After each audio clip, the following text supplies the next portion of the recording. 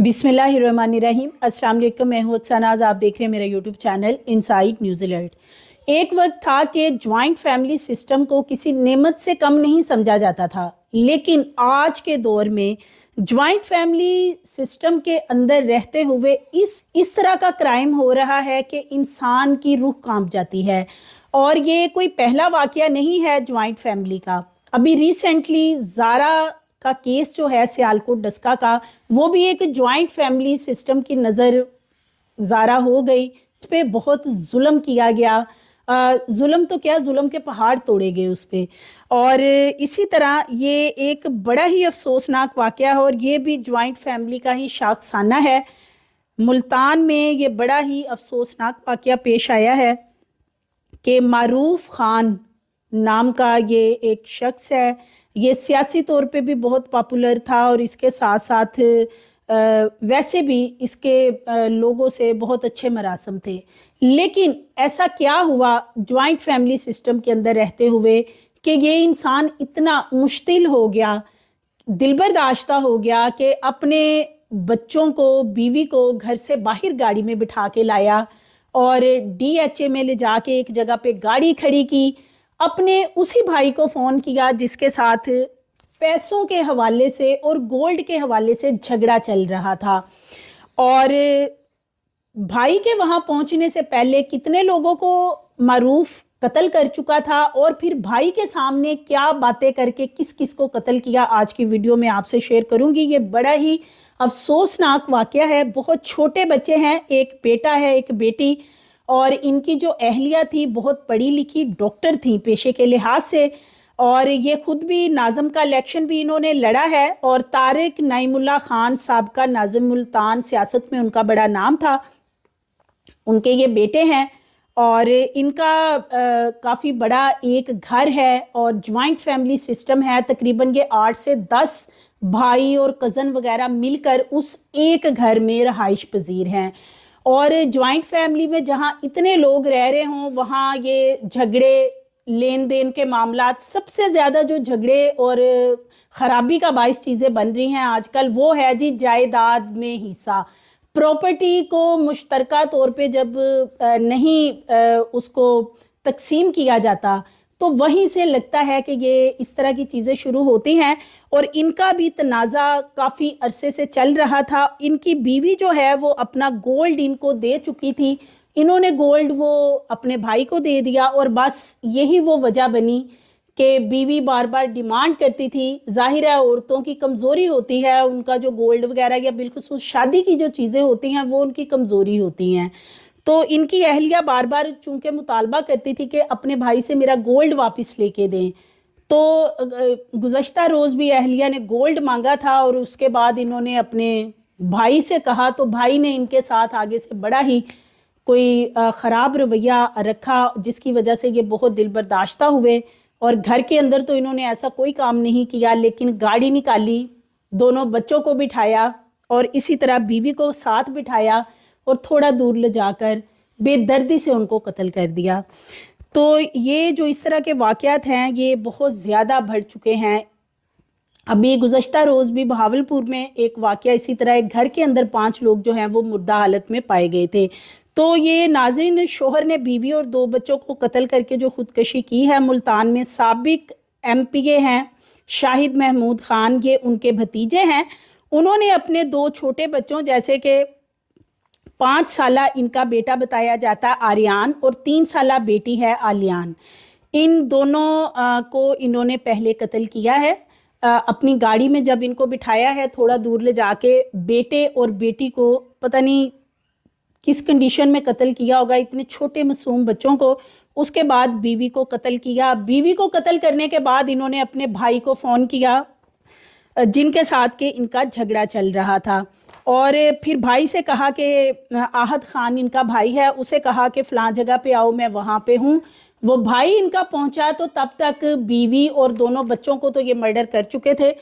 भाई पहुँचता है और उनको ये कहते हैं कि ये तुम्हारी जायदाद, सोना, गोल्ड और प्रॉपर्टी सब कुछ तुम्हारे पास अब रहेगी, और इनको तो मैंने मार दिया और अब मैं अपनी ज़िंदगी का भी खात्मा करने लगा हूँ। और फिर ये अपने आप को गोली मारते हैं और اپنی زندگی کا خاتمہ کر لیتے ہیں. اور اس طریقے سے یہ ان کا بتایا یہ جاتا ہے کہ یہ جو فیملی ہے ان کے کافی یعنی کہ انکم کے لحاظ سے کوئی ایسی پریشانیاں نہیں تھی، لیکن معروف خان جو ہے کچھ ان کے اب مالی معاملات تھوڑے ذرا ڈاؤن چل رہے تھے، یہ ان کے فیملی کے کچھ لوگ بتاتے ہیں. تو یہ ڈی ایچ اے میں بیسیکلی واقعہ پیش آیا ہے. ڈی ایچ اے میں گاڑی کھڑی کر کے وہاں پہ انہوں نے ان تینوں کو مرڈر کر کے اور پھر بھائی کو بلا کے خود بھی اپنے آپ کو گولی ماری ہے. اب یہ بھی بتایا جا رہا ہے کہ شاہد محمود خان کے بھتیجے معروف نے بیوی اور بچوں کو کار میں سوار ہونے کا کہا، جس پر کہ بیوی بھانپ گئی تھی کہ معروف جو ہے وہ کافی زیادہ غصے میں ہے، جس پہ کہ ان کی بیوی نے ان سے کہا کہ نہیں بچے نہیں جائیں گے اور میں بھی نہیں جاؤں گی.